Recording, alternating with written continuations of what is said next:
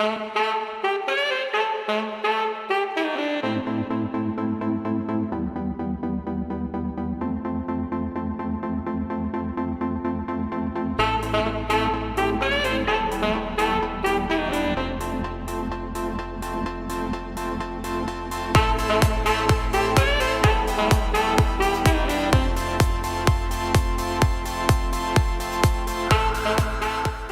today's video, we're going to be restoring this red 128GB iPhone 7 that I got in an iPhone parts lot a few months ago.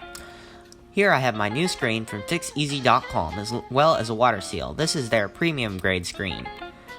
Before we get into the video, please take a quick second to subscribe. It really helps me out.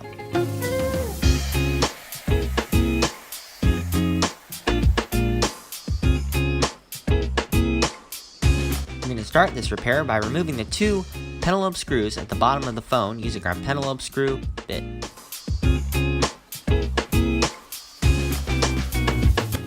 We're next going to stick our iFixit eye opener in between the screen and the housing, and then run our finger or eye opener along the edge of the phone. This phone doesn't have any water adhesive since someone has been in here before. Once we open up the phone, we're going to see the bracket covering the screen connectors.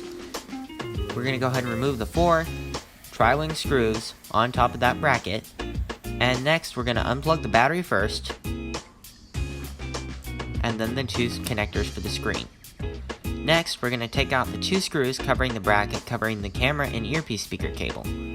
We're going to remove that, and we're going to unplug that cable as well. We're going to go ahead and remove the four tri-ring screws covering the home button. We're going to go ahead and remove the home button bracket. We're going to unplug the home button, and I'm going to use a not recommended removal method here. I am not recommending using a knife to remove your home button. Heat from a hairdryer and a iFixit plastic prying tool is the best way to go, but for right now I only had my Victorinox knife handy, so that's what I used. But I have done this more than a few times, so the home button didn't get broken. Next, I'm going to go ahead and remove the screws up covering the bracket on the earpiece speaker. Make sure you get all of them, even if they're not actually screwed into anything.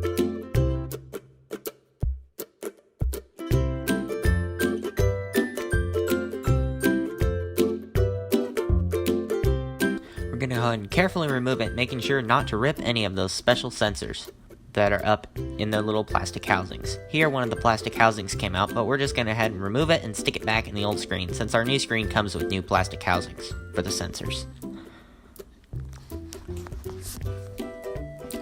Now here's our new screen.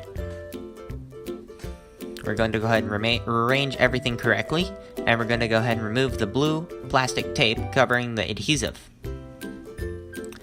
Then we're going to stick down our new, or old from the old screen, assembly for all our sensors and the front camera, and also our gold contact pads for our earpiece speaker. After those are all correctly put inside, we're going to go ahead and install our earpiece speaker and move our front camera across it. Next, we're going to put the metal covering back over and insert back in all the screws in the same holes that they came out from.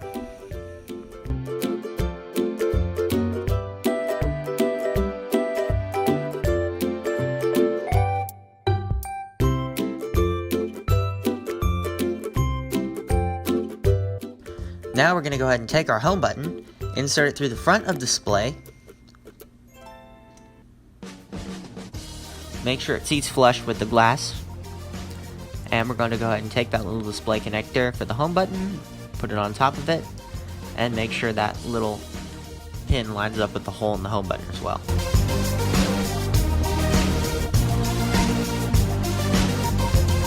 Once that's done, we're going to go ahead and attempt to try and plug in our home button. But since I was doing something wrong by not having the connector in the right place from the screen, the home button wouldn't connect. And I couldn't figure out why. After I thought I got it connected, I then went, put back the bracket, and put in the 4 tri-wing screws that are holding back in the home button.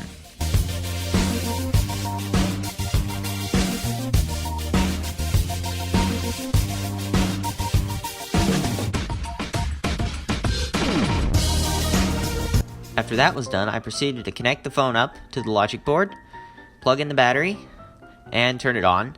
At that point, I realized the home button wasn't working. But after a little bit of off-screen trial and error, I was able to fix it. The connector on the screen was not lining up correctly with the one on the home button, making it not work. So I just had to adhesive tape the connector on the screen down in the correct place, and it worked great. Now I'm going to go ahead and take back off the screen, and here is my water adhesive.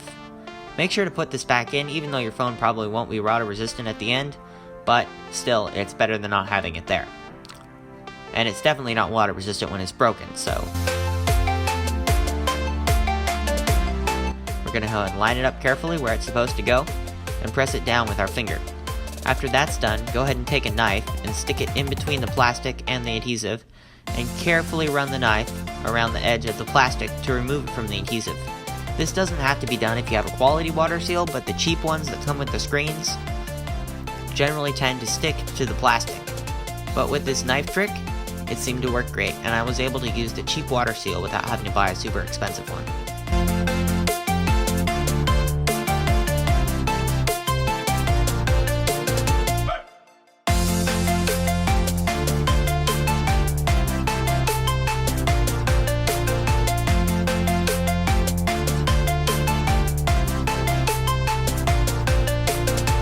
After I finished that, I removed the plastic from the water seal completely.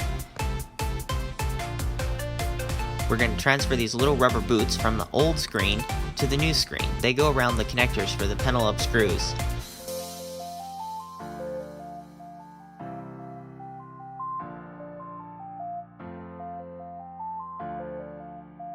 Go ahead and plug in the connectors into the logic board for the screen. Next, the one for the front camera and earpiece speaker. I'm going to go ahead and plug in the battery and put the bracket for the screen connectors and the battery on there. Next, we're going to insert the 4 tri-ring screws into the bracket.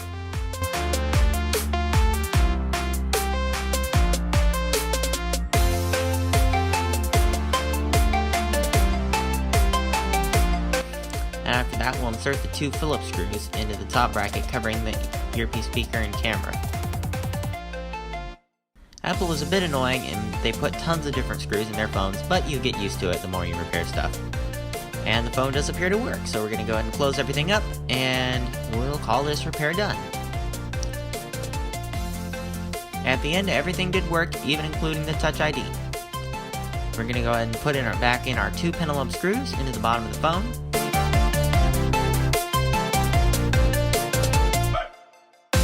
And we're done.